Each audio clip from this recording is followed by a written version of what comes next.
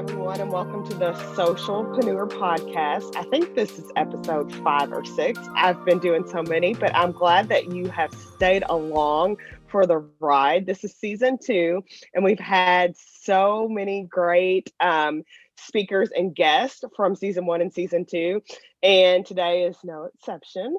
I'm super excited to have Sheryl Plouffe. You I'll got have it. her say yes. I'll have her say it correctly. I'll have her introduce herself in a second. But definitely make sure you are subscribing and sharing this podcast. Like I said, this is here for you as an avenue to learn some tips and tricks about either social media, about entrepreneurship, or anything in business. I've had some great people on here that have shared some little nuggets that you can use for your business. And that is what I want this podcast to be about. So if you have somebody that you think would be great at being a guest, definitely reach out to me at Allie, ALLI, at absolutelyally.com, because I would love to talk to them and see if they would be a good fit. But let's hop into today's episode, and I want to introduce Sheryl and have her tell a little bit about herself and what she does. So Sheryl, welcome. Thank you so much, Ellie. I'm so excited to be here. Last name is French Canadian. So Okay. there you have it. And you can say it however you want. It's totally fine. Thank I you so totally much. asked her how to say her name before we started this, so I didn't get it wrong. It's all good. So I am a video strategist, but I'm a former national TV broadcaster based here in Canada. I live in Southern Ontario, but I was a national TV broadcaster and really spent 25 years in broadcasting, served in a variety of different roles as news manager and designated trainer. I've taught college. I've taught journalism students on TV performance. I've done a few commercials. I've done some corporate videos, voiceover work, all that. All of that to say that I brought that experience into the entrepreneurial world by transitioning from television broadcasting to marketing, specifically video marketing. So I am the president of Sheryl Plouffe Media Inc. And what we do is we coach and train people. By people, I mean coaches, consultants, speakers, and authors, people who are packaging their experience and expertise into their own products and services and want to sell them. And it's all about expert positioning. So we do that through coaching and training. And we also do that through virtual video production, meaning that people don't have to leave their homes or their offices. We get on Zoom, I interview them, and I can create a whole host of assets from a 1-hour interview. That's so awesome. I've seen some of the stuff that she has done. So if you're definitely looking for some of that visual, that video stuff, Sheryl is your girl. You told us how you kind of got into this after you left, TV yourself, but what really sparked the interest of helping other people do it? It was the fact that our industry changed, and it changed largely because of digital and because of social media. And what I saw as someone who was in management at that time was that there was a lot of investment going into digital and less investment going into television, which is the division that I was in.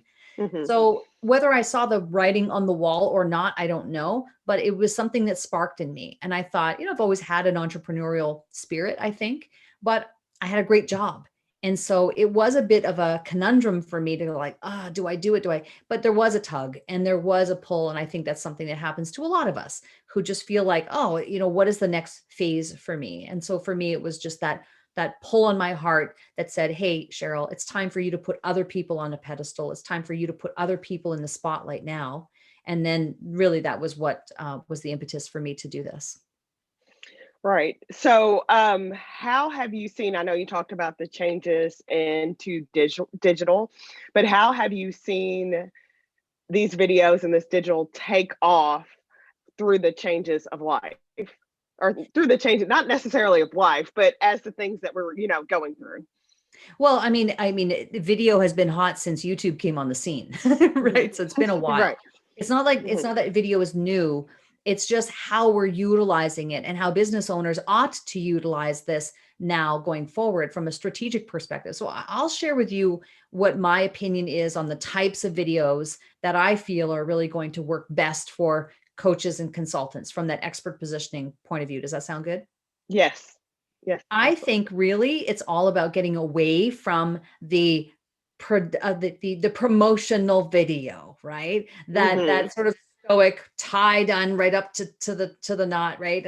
And I'm reading badly from a teleprompter now, and that That monotone, perfect. that perfect thing is not working. So what is working? What is working is conversational approach. What is working is authenticity, people being themselves. What is Hmm. working is people being natural on camera and not worrying about perfection as much, and just getting really into communicating. Like, communicate value to people, share some knowledge, some insights, some experience, share what you know through video, and help people, right? Help Right. people through their challenges and frustrations and obstacles in bite-sized increments through the content that you create, so that they're going to want to work with you and will inquire and open the crack of the door to say, hey, I want to start a conversation with you. That's really what is going to work now going forward. How have you seen the video aspect help either your clients or even just people that are doing video? How have you seen that help as either advertisement or anything for them, either to get clients or just to get more visuals on them? Well, I do work mostly in the organic field, right? Like, I'm working more in organic marketing, content marketing, as opposed to strictly advertising. Although, having said that, some of the videos I've produced for some of my VIP clients have been used for advertisements. But I would say that our mainstay is more organic in nature. So it's helping Mhm. people to launch their platforms, launch their shows, getting out there and creating the content that's going to attract people. So in terms of what I see the most happening with people I work with, especially in the coaching and training side of what we do, it's a confidence builder. It's Mhm. the ability then to be able to pick up your phone at any moment in time and go anytime, anywhere. You can pick up this device and you can go live. And that's really the premise of our challenge that we host. We host a challenge where we encourage and we support and keep people accountable to doing a challenge whereby they go live for a minimum of 1 minute per day, in order for Mhm. them to build that momentum and kickstart this, because the alternative to that is doing nothing. And that's really the biggest problem that I'm seeing, certainly, is, what is it costing you to not be visible, to Right. not be out Right. there? So what do you say to people that are either scared to be in front of the camera or saying, "Oh, I don't need that. I don't, not necessarily they're doing fine with what they're doing, but they want to do this video and this recording thing, but they're too scared to jump in." Well, I think being scared or being nervous is a natural reaction. Like, I think we've done a disservice to people by saying, "Oh, you shouldn't feel that way." Why are you nervous? You shouldn't feel scared. Absolutely, feel scared. You should be nervous a little bit. People are going to be Mhm. potentially watching this. So I take a different approach to that. I say, embrace that. If that's how you feel a little bit nervous, you got a little butterfly in your stomach, to me, that's a good sign. It means that you care, Mhm. right? Mhm. So that's a good thing. You want to care, you want to have empathy, and you want to have it be meaningful. So I think it's a good sign when people say that they're a little nervous. I say, embrace that. You know what? Use that nervous energy to your advantage. Don't let that be the reason why not to do it, though, right? So if the nerves are Right. there, embrace it and let that be the thing that you say, okay, because I'm nervous, that probably means I really need to be doing this. Right. And then the most, even celebrities and everybody get nervous. So I feel like it's a good push to get you out there to do more. So if you're not nervous, maybe you should be thinking bigger. I don't know. Maybe that's just the way that Yeah, I think. I So agree. I agree. so use it as motivation to move to the next thing or do something bigger. So what platforms do you think people should be using video on? Well, it depends on the intent. It depends on the strategy for that person, what they're selling, who they're selling to. So I would start there by saying, well, who is it that you're looking to attract? Right. If you're looking to attract a certain type of person and we know that they don't hang out on LinkedIn, then, or you're trying to attract a certain person and they're not on Facebook. Okay, well, that eliminates that. Maybe our focus should be somewhere else in the meantime. So I always start, Ali, by asking that, like, where are your people? Where are the people that you want to attract, and start there. But overall, I would say across the board, though, most people would benefit from YouTube. The only thing with YouTube is that it's a big animal to tame. Mm-hmm. And that's the only downfall of it, right? It's like you have to really be ready for YouTube. And there needs to be a strategy, not only from a messaging perspective and from a value proposition perspective, but from a production perspective. Right. Like you better be ready because you have to be producing a video every week. You have to So jump right in. yeah. And then you said something a little while ago about who are your people or who are you looking for? So people obviously need to know who their audience is or needs to know who their client is. That's huge in business. So I know you do video, but do you talk to them a little bit about figuring out who their customer, their client, or their people are? You know what? Because of the way, the nature in which we do our challenges, people become part of my community after they've invested in a Yes, sir. challenge. Hmm. So I'm very open to helping people, like on Q&A calls that I host regularly for those paying clients to help them with those types of decisions. But here's my feeling: the people that I'm working with, coaches and consultants, they've already nailed down their either strong proof of concept or they've sold their first product online. They just haven't gotten to that maybe six-figure mark yet. They're selling something, but there's something missing. And usually it's content. So that's really Right. the gap that I fill. But I would say for the most part, Allie, they already have at least some idea of who those people are because they've already sold to them. Hmm. Um, Now it's interesting, like for me, because we have two different divisions of what we do. We have the coaching and training, but we also have the virtual video production. When I'm talking to people who this is perfect for, that's more of a B2B type of approach, whereas the coaching and training is more of a B2C. So how you speak to your audience is very different depending on who you're trying to reach. Right. So how after people have done their videos and their virtual assets, I'm sure you talk about where they need to be putting these, right? So what's that conversation like? And many people, I know you talked about YouTube, but do they use them in other places? Yeah, I mean, with us, with the assets that we create, we're doing them in three different aspect ratios and three Mhm. orientations. We have the square, the vertical, and horizontal. And the reason why is because you don't want to put a round peg in or a square peg in a round hole. So you Right. have to, in order to be able to put the content on the platforms and have it look like it belongs there, that's how we like to approach it: is let's take that content and put it into these three different orientations to be able to do that. So clearly a horizontal video works perfectly on YouTube, works really well on LinkedIn, versus a vertical video works really well on IGTV. Hmm. A square video could really play well into a mobile, like a Facebook mobile type of campaign, because the square videos take up more real estate on mobile as people are scrolling through. Hmm. So it's these types of strategic maneuverings, so to speak, that need to be discussed. A lot of the times when we're working with people, they already have sometimes agencies who are taking care of that part for them. We're really focused on the creation of the assets. We can consult people who might not have that branch yet or don't have that type of relationship, and we can consult with them to say, okay, here are all your assets now, here's what to do with them. But Hmm. sometimes we find that people already have that relationship with their marketing agency, and then they'll say, here are all the assets, and they take care of that consultation. Right. So you've mentioned a couple times about training and coaching. Can you talk a little bit about what training and coaching that you offer to people? Yeah. Well, we start with the challenge. We start there because that is ultimately going to be the kickstart. That is the momentum driver. In our view, it's really looking into the commitment level. Hmm. Are you committed? How committed are you? Can you will you carve out 1 minute per day to get this result?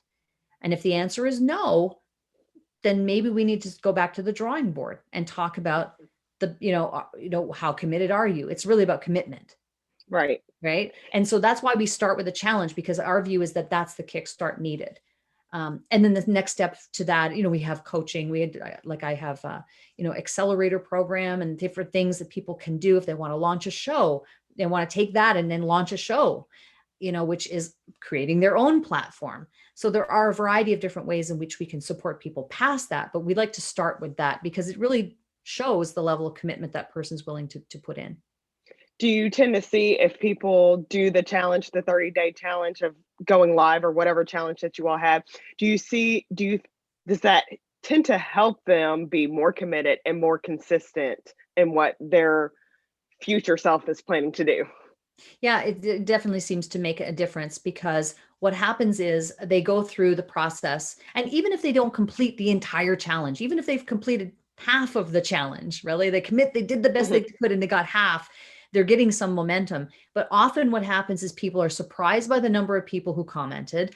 They're surprised by the type of people who commented. People they haven't heard of in years are all of a sudden commenting and going, oh, hey, Susie, oh my gosh, I saw you do the video the other day. Oh, I forgot about Susie, right? So it brings people out of the woodwork. I think there's so many benefits and people are surprised.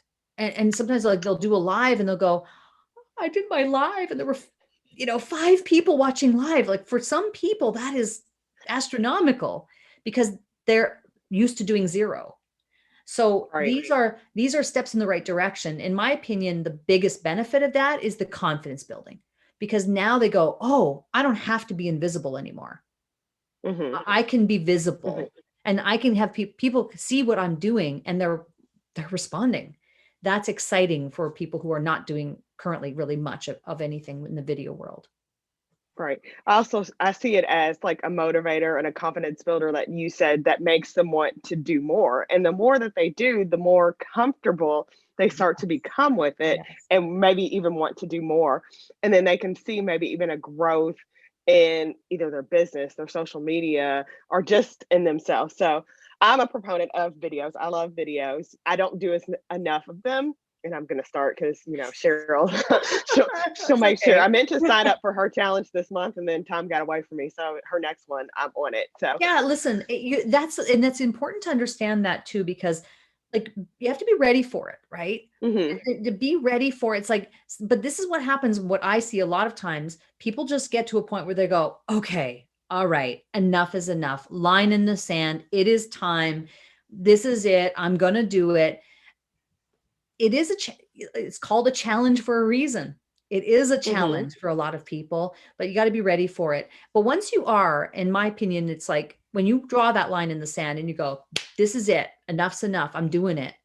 Something inside of you like rises like a phoenix, right? And you're like, okay, this is it, I'm going to make it happen. And you get that level of commitment to yourself.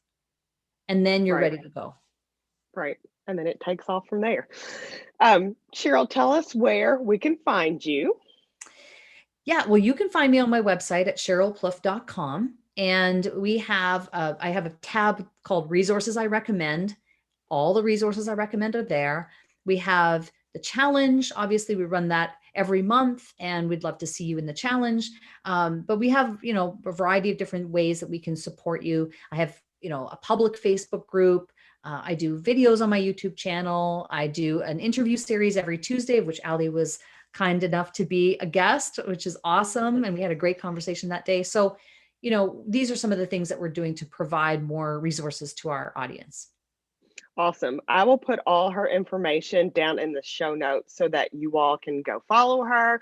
You all can join her challenge. I'm joining it next month. So I want to see you all there too, because I just need to get back on I'm not scared to be on camera. It's just like, you weigh down your schedule and then all of a sudden it's like, oh, It's March 1st. I was supposed to sign up for that and things happen. So I'm going to be on it for next month.